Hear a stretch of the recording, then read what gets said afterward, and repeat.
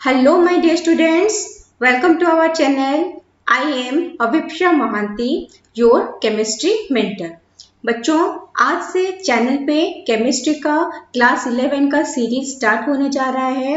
यहाँ पे सीबीएसई और आईएससी के क्लास 11 में जो भी चैप्टर्स कवर हो रहे हैं सिलेबस में, वो सारे चैप्टर्स जो है उनका वीडियो रेगुलरली अपलोड होने वाला है। ओके, तो आपको करना क्या है, आपको कॉपी और पेन पकड़ के बैठना है, जो पढ़ाई हो रहा है उसको नोट डाउन करना है और अकॉर्डिंगली अच्छे से प्रिपेयर करना है। ठीक है, तो सबसे पहला चीज ये है कि केमिस्ट्री जो है वो तो हम लोग जूनियर क्लासेस में पढ़ते आए हो।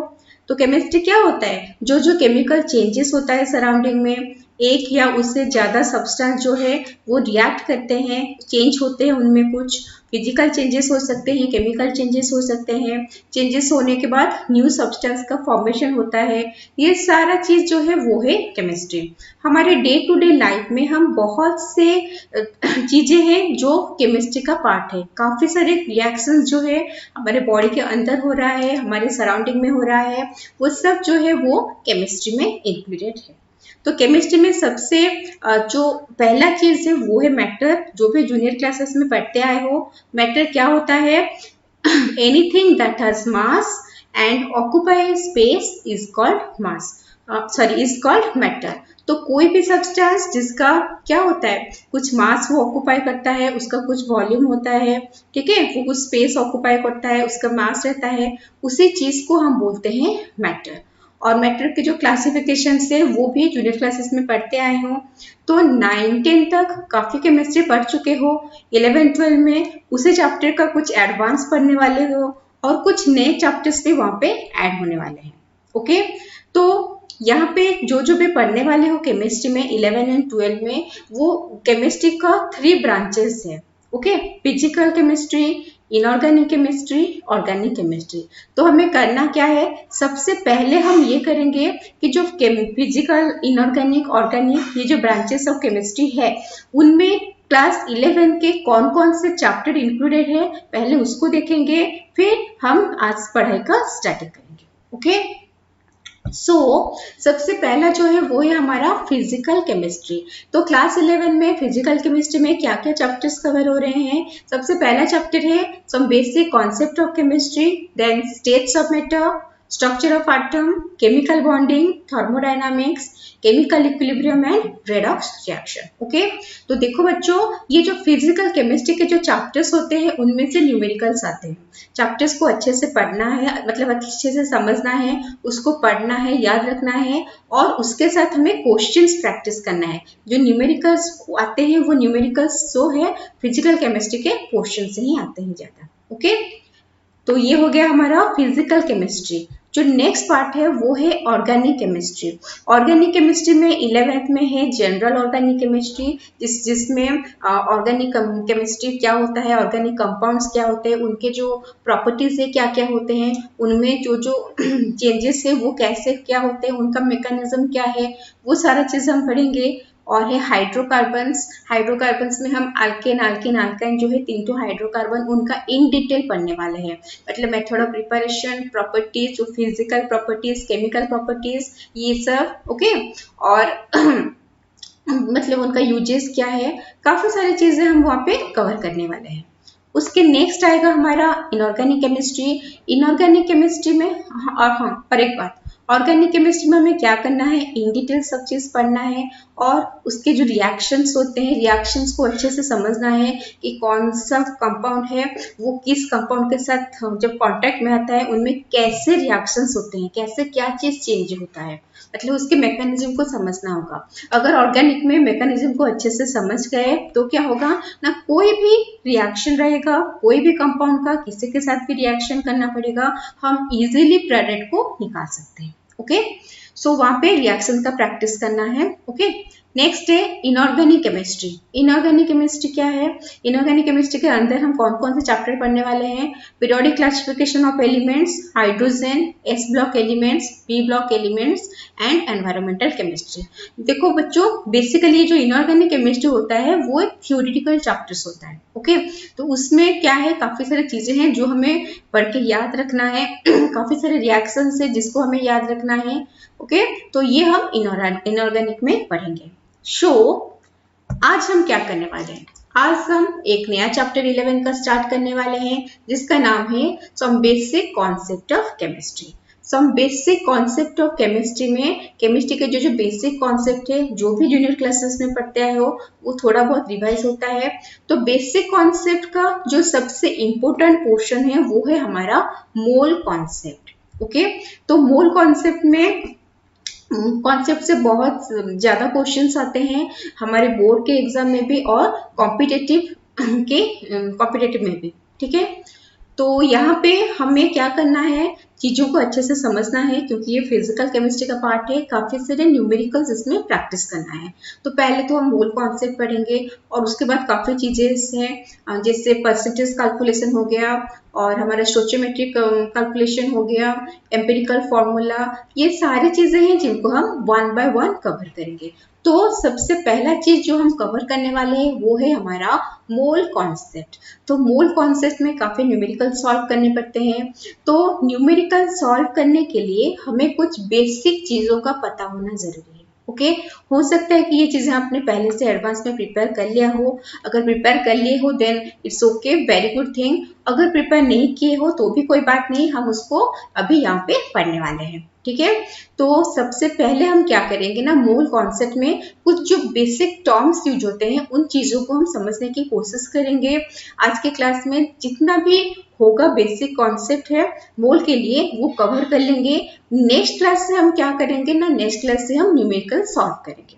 ओके, तो सबसे पहला जो टर्म है बेसिक कॉन्सेप्ट मोल कॉन्सेप्ट का, वो टर्म है मोल्स। तो ये मोल्स क्या होता है? देखो, जो मोल्स होता है वो हमें एक नंबर को डिनोट करता है। ओके, जैसे आप लोगों ने डजन का नाम सुना होगा। डजन में कितना नंबर आता है? 12 नंबर। अगर हम बोलेंगे 1 डजन ऑफ बनाना, इसका मतलब है 12 नंबर ऑफ बनाना। अगर हम बोलेंगे 1 पेयर ऑफ सॉक्स, मतलब 2 नंबर ऑफ सॉक्स।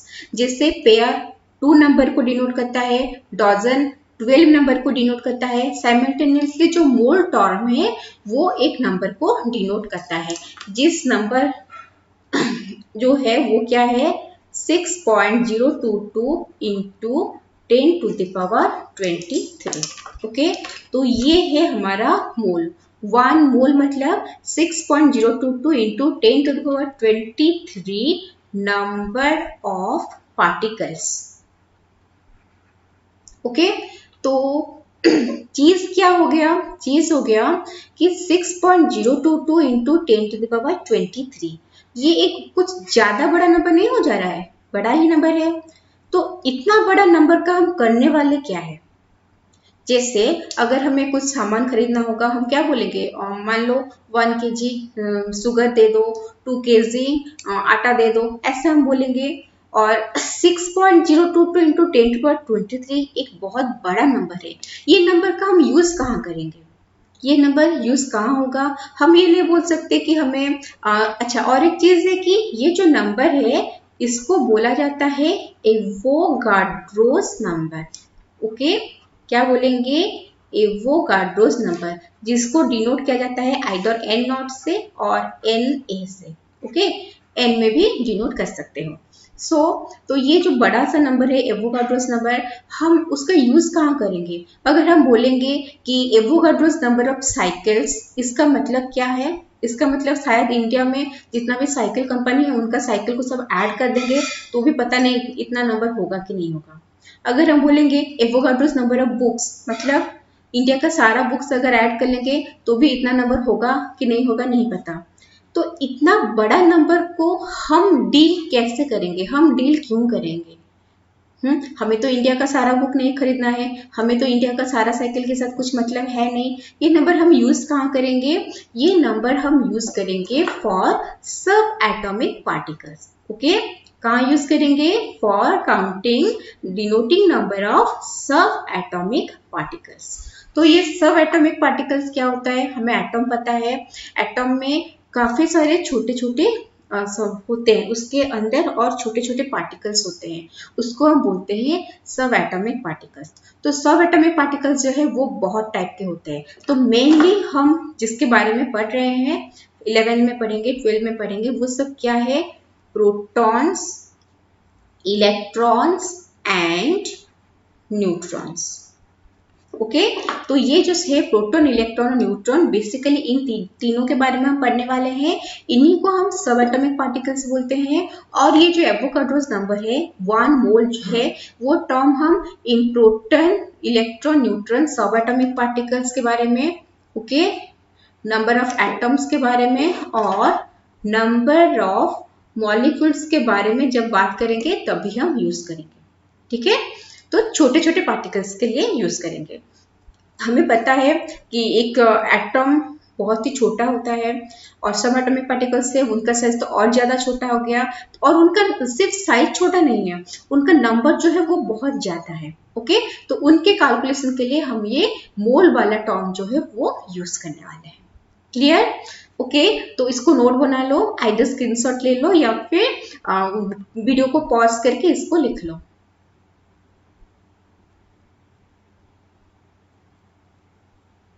ओके, तो ये 1 मोल जो हो गया, जो नंबर है 6.022 इंटू 10⁻23 नंबर ऑफ पार्टिकल्स, ये नंबर हमें मिला कहाँ से? ओके, नेक्स्ट तो ये नंबर क्या है हमने पढ़ लिया, उसका नाम क्या है पढ़ लिया, किसके लिए यूज करते हैं वो पढ़ लिया। नेक्स्ट पढ़ेंगे कि ये नंबर हमें मिला कहाँ से। ये नंबर कहाँ से मिला? A mole is the amount of substance that contains as many species as there are atoms in exactly 12 gram of carbon atom. Okay, as there are atoms in exactly 12 gram of carbon 12। तो carbon 12 जो होता है, carbon का 3 isotope होता है। ठीक है, isotope भी पढ़े होंगे। एटॉमिक नंबर मास नंबर के हिसाब से एटॉमिक नंबर सेम होता है, मास नंबर डिफरेंट होता है, C12, C13, C14। ओके, अच्छा, एटॉमिक नंबर मतलब नंबर ऑफ प्रोटॉन को जो डिनोट करता है वो होता है एटॉमिक नंबर। ठीक है, अभी भी क्लास में आगे हम पढ़ने वाले हैं, अभी थोड़ा शॉर्ट में बता दे रहे हैं। एटॉमिक नंबर क्या होता है? Number of protons. और जो मास नंबर जो हम ये ऊपर लिखे हैं 12, 13, 14 जो लिखे हैं, ये मास नंबर क्या होता है? It is the total number of protons plus neutrons. आया समझ में? एटॉमिक नंबर जिसको हम नीचे लिखते हैं वो होता है टोटल नंबर ऑफ प्रोटॉन, और जो मास नंबर जो हम ऊपर लिखते हैं वो होता है total number of proton and neutrons. तो अगर कोई भी एलिमेंट्स हुए जिनका एटॉमिक नंबर सेम है लेकिन मास नंबर जो है वो डिफरेंट है, ओके, उन सबको हम आइसोटोप्स बोलते हैं। तो हम C12, C13, C14 ऐसे कार्बन के आइसोटोप्स होते हैं। तो हमें क्या करना है, जो C12 है, ओके, ये C12 जो है कार्बन का जो 12 एटॉमिक मास 12 मास नंबर वाला जो कार्बन रहता है उसका 12 ग्राम लेना है, 12 ग्राम ऑफ कार्बन C12 लेना है। ओके, और ये 12 ग्राम ऑफ कार्बन 12 C12 में एग्जैक्टली जितना नंबर ऑफ एटम प्रेजेंट है वही है हमारा एवोगाड्रोस नंबर। ऐसे इसमें 12 ग्राम ऑफ कार्बन C12 में जो एग्जैक्टली जो नंबर ऑफ एटम प्रेजेंट है वही होता है हमारा एवोगाड्रोस नंबर, जिसको हम 1 मोल से डिनोट करते हैं, जिसका ये क्या है, नंबर क्या है 6.022 इंटू 10⁻23, और वो हम किसके लिए डिनोट करते हैं? एटॉमिक और सब एटॉमिक पार्टिकल्स, एटम्स, मॉलिक्यूल्स, सब एटॉमिक पार्टिकल्स को डिनोट करने के लिए हम ये सारे नंबर्स यूज करते हैं। ओके, नेक्स्ट टर्म है atomic mass unit. Atomic mass unit को हम शॉर्ट फॉर्म में AMU बोलते हैं, और उसका दूसरा नाम है यूनिफाइड मास, जिसको हम यू में भी डिनोट करते हैं। तो ये जो एटॉमिक मास यूनिट है और यूनिफाइड मास है वो क्या चीज है, वो क्या होता है ना, it is the quantity of 1/12 mass of an atom of C12 known as atomic mass unit. Okay, so करना क्या है, एक एटम C12 का एक एटम मास ऑफ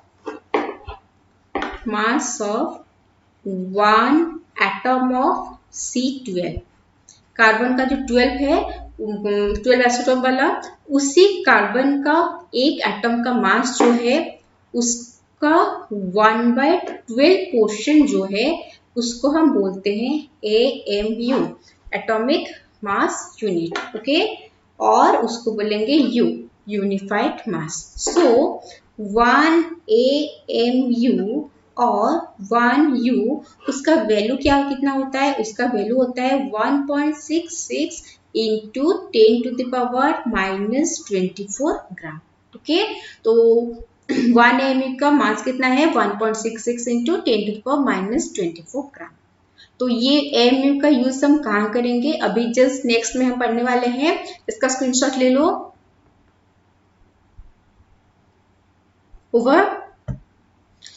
नेक्स्ट चीज है एटॉमिक मास। एटॉमिक मास क्या होता है, एटॉमिक मास ये हो सकता है, मतलब हम उसको इन जनरल क्या बोलेंगे, एक एटम का mass, in general mass of 1 atom जो है वो होगा हमारा एटॉमिक मास। तो एटॉमिक मास का जगह अगर हम डेफिनेशन बोलेंगे तो वो क्या होगा, atomic mass of an element is defined as the number which indicates how many times the mass of one atom of the element is heavier in comparison to 1/12 part of mass of one atom of carbon 12।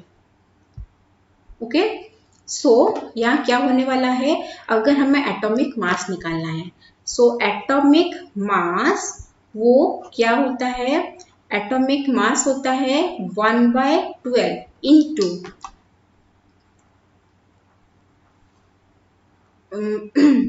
Mass of 1 atom of carbon 12, इससे कितना heavier है, क्या, मास of 1 atom of an element.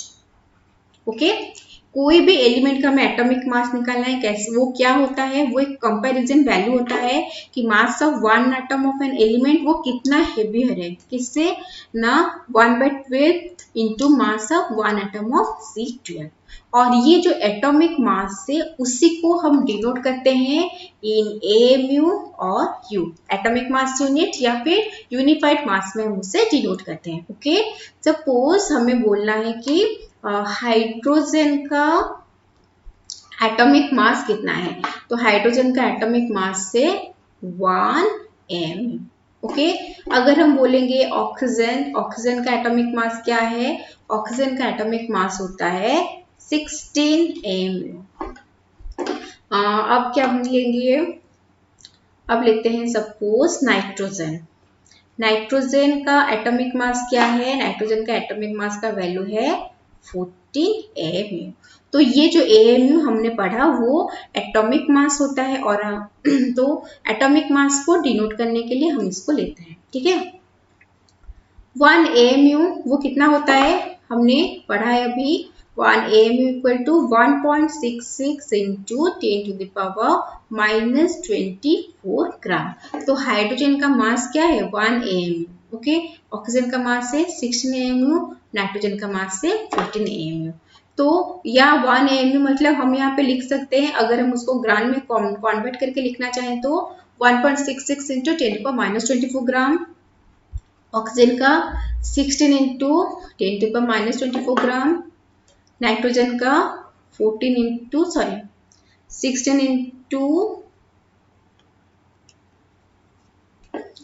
1.66 into 10⁻⁻24 ग्राम, इसका 14 into 1.66 into 10⁻⁻24 ग्राम। Okay, ऐसे हम atomic mass निकालते हैं कोई भी एक एलिमेंट का। क्लियर? ओके, इसका स्क्रीनशॉट ले लो।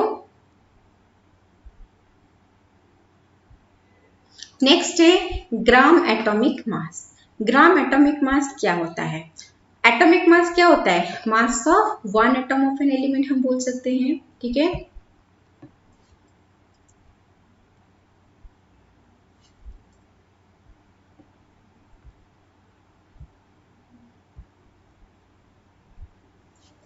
यहाँ पे एटॉमिक मास जो है वो हम बोल सकते हैं कि मास of one atom of an element, okay, expressed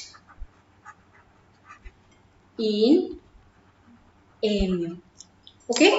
so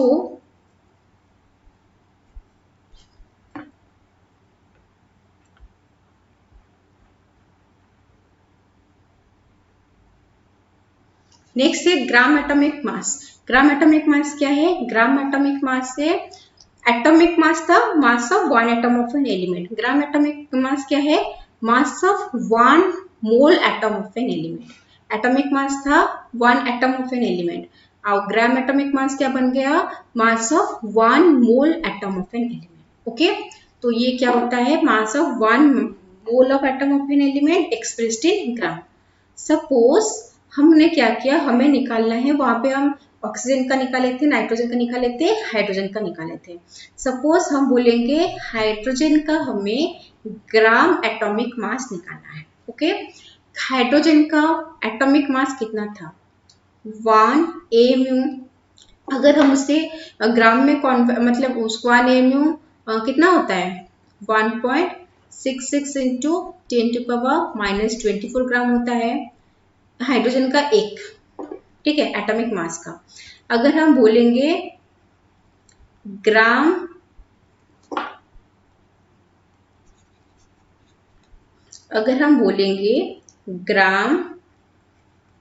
atomic mass of hydrogen, मतलब ये जो कैलकुलेट हुआ ये वन एटम का कैलकुलेट हुआ, हमें कितना चाहिए? 1 मोल एटम का, तभी जाके ये ग्राम एटॉमिक मास बनेगा, ओके। तो ये होगा 1 इंटू 1.66 इंटू 10⁻⁻24 इंटू 1 मोल का वैल्यू कितना है? 6.022 into 10⁻23, that is equal to 1 gram, ठीक है। तो gram atomic mass of hydrogen क्या है? 1 ग्राम। सिमिलरली हम ऑक्सीजन का निकालेंगे, ओके। ऑक्सीजन का जो एटॉमिक मास है, मतलब 1 एटम का मास, वो कितना है? 16 AMU। अगर हम ऑक्सीजन का ग्राम एटॉमिक मास निकालेंगे तो वो क्या होगा? एक का कितना है? एक एटम का कितना है? 16 AMU। तो ग्राम एटॉमिक मास कितना है? 1 मोल का, मतलब यहाँ पे शॉर्टकट में लिख लेते हैं कि 1 मोल का है। सो वैल्यू कितना आएगा? 16 AMU, मतलब 16 इंटू 1.66 इंटू 10⁻⁻24 ग्राम जो है, इंटू 1 मोल का वैल्यू कितना है? 6.022 इंटू 10⁻23। जब हम ये पूरा चीज को कैलकुलेट करेंगे तो वो आएगा हमारा 16, जिसका यूनिट रहेगा gram. So gram atomic mass of oxygen कितना हो गया? वो हो गया हमारा 16 ग्राम, ठीक है। आ रहा है समझ में? ओके, इसको स्क्रीनशॉट ले लो।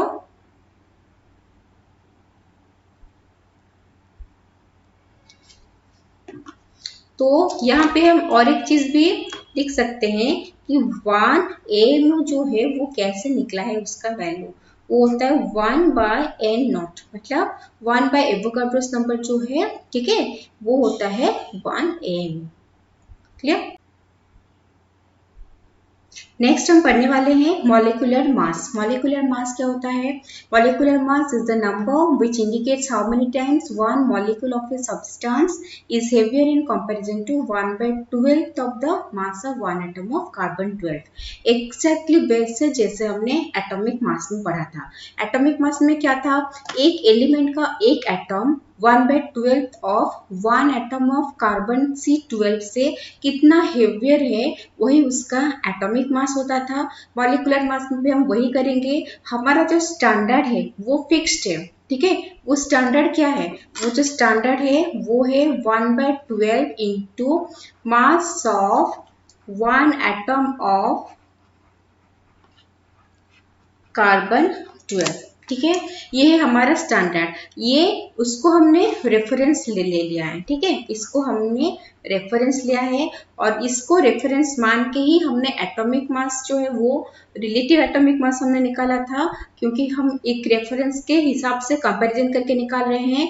और मॉलिक्यूलर मास जो है वो भी हम इसी को रेफरेंस मान के इसी के कंपैरिजन में ही निकालते हैं कि कोई भी कंपाउंड का या कोई भी मॉलिक्यूल का, एक मॉलिक्यूल का मास कितना होगा। ओके, अगर सिंपल वर्ड में बोला जाए तो सिंपल वर्ड में मॉलिक्यूलर मास क्या होता है, कोई भी एक मॉलिक्यूल का जो मास है, कोई भी एक सब्सटेंस का एलिमेंट हो सकता है या फिर कंपाउंड हो सकता है, कोई भी सब्सटेंस का वन मॉलिक्यूल का जो मास होता है वो होता है हमारा मॉलिक्यूलर मास। ओके,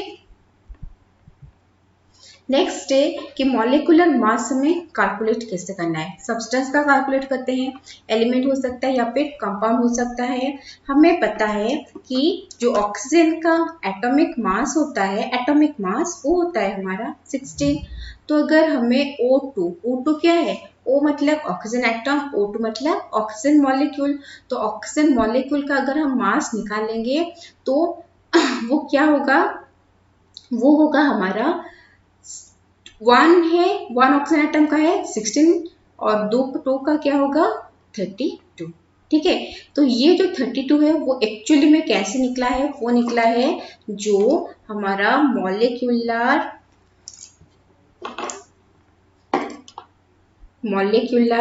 मास है वो कैसे निकला है, mass of 1 molecule of a substance divided by 1/12 into mass of 1 atom of carbon। Okay, तो 1 एटम ऑफ कार्बन जो है C12, उससे एक मॉलिक्यूल का जो मास कितना है वही होता है मॉलिक्यूलर मास। अगर हम यहाँ पे बोल रहे हैं कि ऑक्सीजन का मॉलिक्यूलर मास 32 है, इसका मतलब ऑक्सीजन का एक मॉलिक्यूल जो है उसका मास जो हमारा रेफरेंस से 1/12 into mass of 1 atom of carbon 12 उसका 32 टाइम्स है, ठीक है। इस तरह हमारा मॉलिक्यूलर मास निकलता है। तो इसका ना हम क्या कर सकते हैं, अगर हमें एटॉमिक मास पता है तो हम मॉलिक्यूलर मास निकाल सकते हैं। तो मॉलिक्यूलर मास कैसे निकालेंगे, सपोज हमने ऑक्सीजन का तो 32 निकाल लिया, हम सपोज निकालना है हमें HCl का, हाइड्रोक्लोरिक एसिड का। हाइड्रोजन का एटॉमिक मास होता है 1, क्लोरीन का एटॉमिक मास होता है 35.5, तो टोटल एटॉमिक मास निकला 36.5, ओके, जो कि AMU हो गया। ओके, तो कोई भी मॉलिक्यूलर मास जो है वो रिलेटिवली हम उसका वैल्यू निकाल सकते हैं ऐसे, बट अगर हमें कैलकुलेट करना है, कैलकुलेशन पॉइंट ऑफ व्यू से हम क्या करेंगे, इंडिविजुअल जितना भी एटम्स है उनके मास को अगर हम सम निकालेंगे, उसका मास को अगर हम ऐड कर लेंगे तो हमें मॉलिक्यूलर मास मिल जाएगा। जैसे अगर हम निकालेंगे मान लो H2SO4 का, H2 क्या है, 1 हाइड्रोजन एटम का 1, 2 हाइड्रोजन एटम का 2 plus 1 sulphur atom 32, 1 oxygen atom 16, 4 oxygen atom 64। तो फाइनली अगर हम इसको ऐड कर देंगे वो आएगा हमारा, उसका वैल्यू आएगा 98। सपोज हमें निकालना है अभी H3PO4, ओके। तो 1 हाइड्रोजन एटम का वैल्यू है, एटॉमिक मास का वैल्यू 1, 3 का हो गया 3 प्लस फॉस्फोरस का है 31 प्लस ऑक्सीजन 1 एटम का 16, 4 एटम का 64। तो इसका भी वैल्यू जो है वो आएगा हमारा 98। Suppose molecular mass of NaOH निकालना है, सोडियम का एटॉमिक मास है 23, ऑक्सीजन का एटॉमिक मास 16, हाइड्रोजन का 1। अगर हम इसको ऐड करेंगे तो इसका वैल्यू आएगा 40, ओके। KOH निकालना है, मान लो पोटेशियम का होता है कितना 23 होता है, सॉरी पोटेशियम का 39 होता है ऑक्सीजन का कितना हो गया 16, हाइड्रोजन का हो गया कितना 1, तो इसका वैल्यू आ जाएगा 56। तो ये है हमारा मॉलिक्यूलर मास डिफरेंट सब्सटेंस का।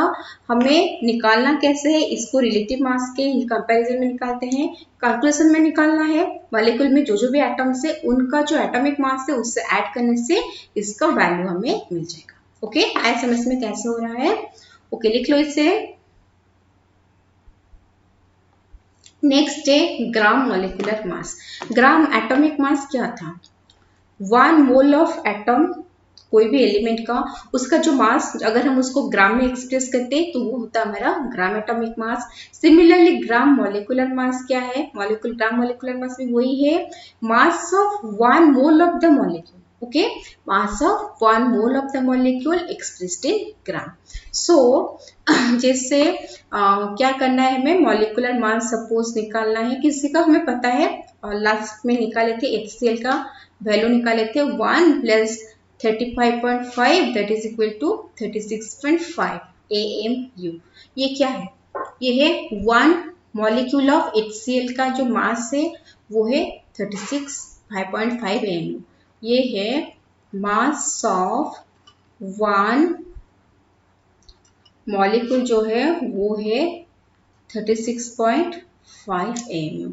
अगर हम बोलेंगे कि क्या चाहिए हमें, ग्राम मॉलिक्यूलर मास चाहिए, ग्राम मॉलिक्यूलर मास ऑफ HCl हमें फाइंड आउट करना है, तो पहले क्या करेंगे, मास ऑफ 1 मॉलिक्यूल क्या है 36.5 इंटू AMU है, AMU को हमें ग्राम में कन्वर्ट करना है, क्या करेंगे 1.66 इंटू 10⁻24 ग्राम इंटू ये किसका वैल्यू आया, ये वैल्यू आया ग्राम में आया for 1 molecule of hydrochloric acid. तो हमें क्या करना है 1 मोल का निकालना है, तो यहाँ पे 1 मोल का वैल्यू पुट करेंगे 6.022 इंटू 10⁻23। जब पूरा कैलकुलेट करेंगे तो वो आएगा हमारा 36.5 ग्राम। क्यों?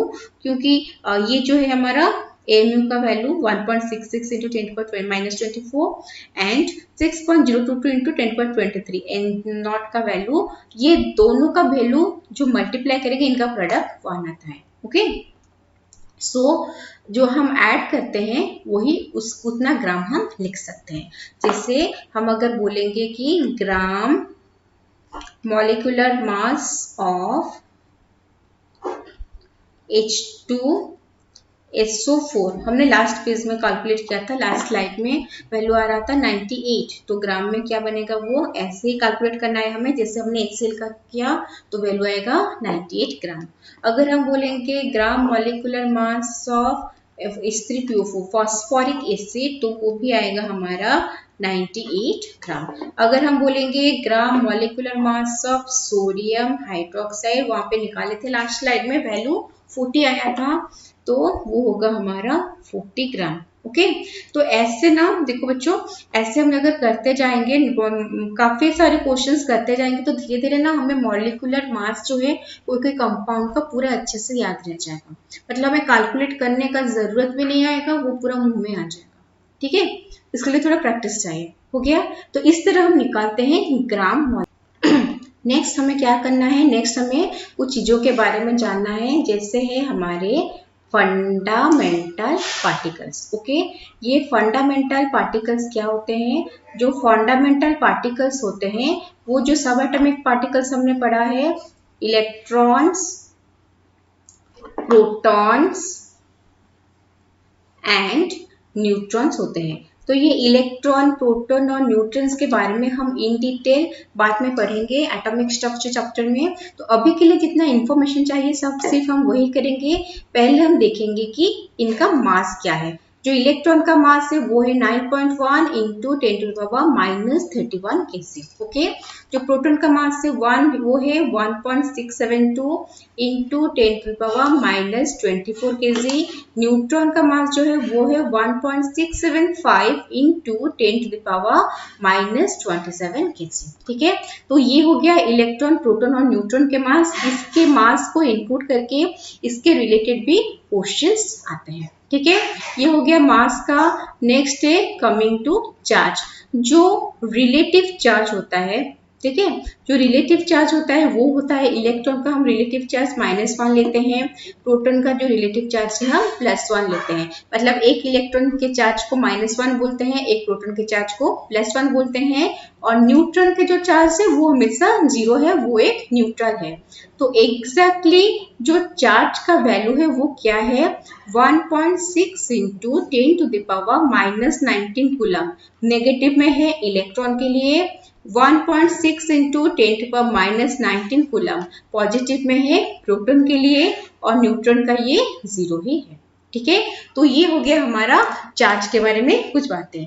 और एक है, अगर हम इसको ESU में बोलेंगे 4.8 इंटू 10⁻10 ESU, नेगेटिव में इलेक्ट्रॉन का, और 4.8 इंटू 10⁻10 ESU पॉजिटिव में प्रोटॉन का। ठीक है, और जो न्यूट्रॉन का चार्ज जो चार्ज है वो 0 ही है। तो ये फंडामेंटल पार्टिकल है, उनका कुछ इंफॉर्मेशन चाहिए।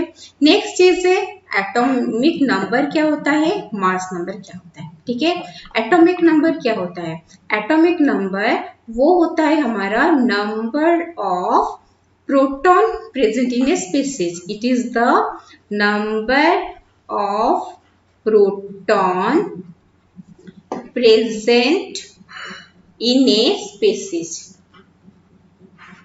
ओके, तो नंबर ऑफ प्रोटॉन जो है वो एटॉमिक नंबर होता है। स्पेसिस क्यों हम बोल रहे हैं, स्पेसिस मतलब वो क्या हो सकता है, आइदर वो न्यूट्रल एटम हो सकता है या फिर आयन भी हो सकता है, पॉजिटिव आयन हो सकता है, नेगेटिव आयन हो सकता है। ठीक है, इसलिए हम उसको स्पेसिस जैसे बोल रहे हैं।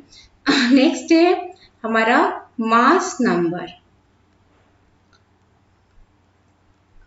मास नंबर क्या होता है, मास नंबर है हमारा number of proton plus number of neutron. Okay, तो ये एटॉमिक में हो गया।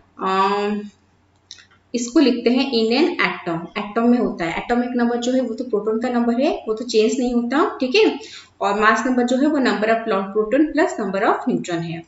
तो अगर हमें एटॉमिक नंबर गिवन है तो हम उसका हमें मास नंबर गिवन है तो हम वहां से नंबर ऑफ न्यूट्रॉन निकाल सकते हैं। ठीक है, कैसे निकालेंगे, सपोज हमने लिया है सोडियम 1123, जो नीचे लिखा होता है वो होता है हमारा atomic number. Okay, in detail हम पढ़ेंगे। ठीक है, स्ट्रक्चर ऑफ एटम में पढ़ेंगे। और जो ये ऊपर लिखा है वो होता है हमारा मास नंबर।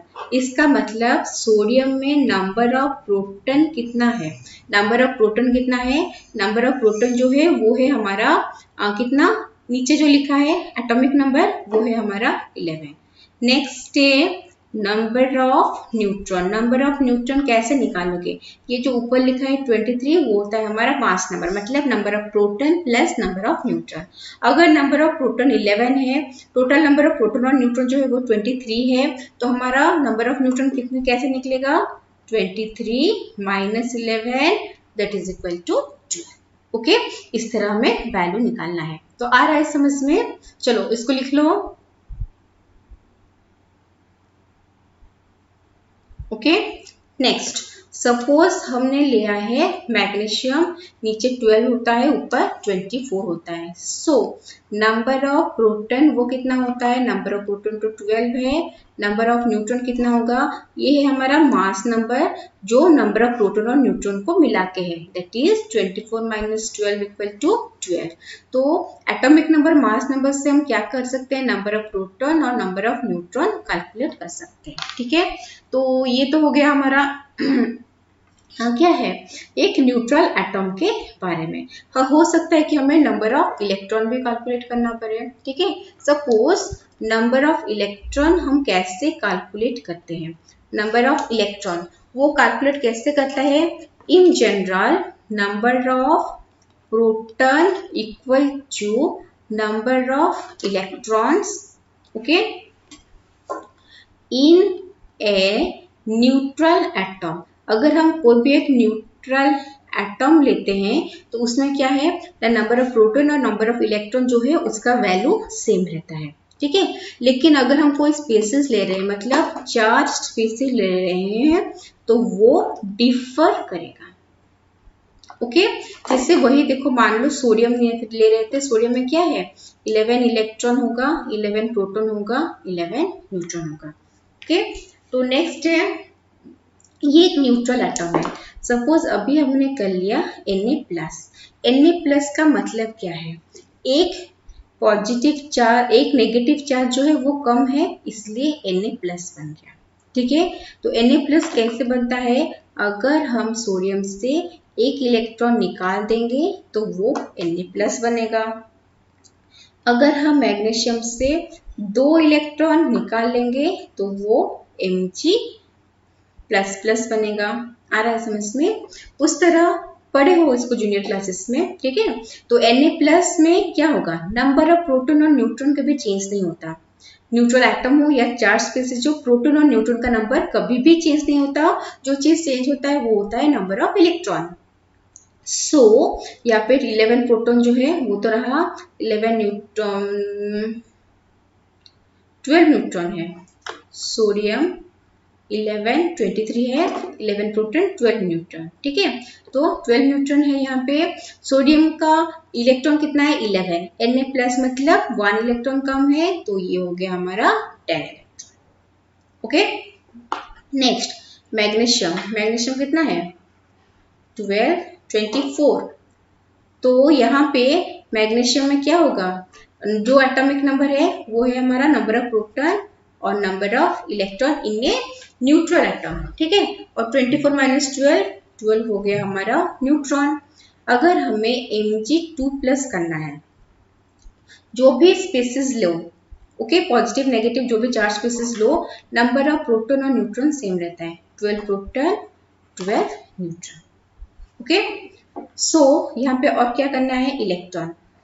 Mg2+ मतलब 2 इलेक्ट्रॉन लेस है, 12 इलेक्ट्रॉन 2 इलेक्ट्रॉन लेस होने से बनता है 10 इलेक्ट्रॉन। तो इसी तरह हम इलेक्ट्रॉन, प्रोटॉन और न्यूट्रॉन का नंबर जो है वो कैलकुलेट करते हैं। ओके, चलो लिख लो इससे, हो गया। नेक्स्ट, सपोज हमने यहाँ बोला है फ्लोरीन एटम के बारे में। फ्लोरीन का होता है 919। 9 क्या है एटॉमिक नंबर, मतलब 9 इलेक्ट्रॉन 9 प्रोटॉन, कहाँ पे, एक न्यूट्रल एटम में। और नंबर ऑफ न्यूट्रॉन कितना होगा, 19 - 9 = 10 न्यूट्रॉन। अगर हम बोलेंगे F-, मतलब फ्लोरीन है, नंबर ऑफ प्रोटॉन न्यूट्रॉन वो सेम रहेगा, चेंज क्या होगा, इलेक्ट्रॉन। एक नेगेटिव चार्ज ज्यादा है, मतलब एक इलेक्ट्रॉन ज्यादा है। ओके, अगर फ्लोरीन एक इलेक्ट्रॉन गेन करेगा तो वो बनेगा फ्लोराइड आयन। अगर ऑक्सीजन 2 इलेक्ट्रॉन गेन करेगा तो वो बनेगा ऑक्साइड आयन। अगर नाइट्रोजन 3 इलेक्ट्रॉन गेन करेगा तो वो बनेगा नाइट्राइड आयन। तो जितना इलेक्ट्रॉन गेन करोगे उतना नेगेटिव चार्ज इंक्रीज होगा। सो F- में क्या होगा, जितना इलेक्ट्रॉन था 1 इलेक्ट्रॉन एक्स्ट्रा ऐड होगा, दैट इज 10 इलेक्ट्रॉन। नेक्स्ट है फ्लोरीन के बाद हम लेते हैं ऑक्सीजन, 8 16। 8 है मतलब 8 इलेक्ट्रॉन 8 प्रोटॉन, 16 - 8 मतलब 8 हो गया न्यूट्रॉन। ओके, अब हम बोलेंगे O2-, तो नंबर ऑफ प्रोटॉन और न्यूट्रॉन तो वो तो चेंज नहीं होने वाली, चेंज क्या होने वाला है, नंबर ऑफ इलेक्ट्रॉन। 2- मतलब 2 इलेक्ट्रॉन ऐड हुए हैं, तो वो बना 10 इलेक्ट्रॉन। क्लियर। नेक्स्ट है नाइट्रोजन 714। 7 मतलब 7 इलेक्ट्रॉन 7 प्रोटॉन एंड 7 न्यूट्रॉन। ठीक है, सो N3- बोलेंगे तो नंबर ऑफ प्रोटॉन और न्यूट्रॉन वो तो सेम रहेगा, इलेक्ट्रॉन का नंबर चेंज हो जाएगा। 7 इलेक्ट्रॉन से 3- मतलब 3 इलेक्ट्रॉन जाता है, तो वो बन गया हमारा 10 इलेक्ट्रॉन। तो इसी तरह हम number of electron, proton, neutron भी कैलकुलेट कर सकते हैं। तो आज हमने जो जो भी पढ़ा वो सारा चीज को हम यूज करेंगे, और नेक्स्ट क्लास जो है ओके वहां पे हम इस मोल कॉन्सेप्ट के बेसिस पे न्यूमेरिकल जो है वो सॉल्व करेंगे। ठीक है, तो अभी तक अच्छे से पढ़ाई करते रहो। ओके।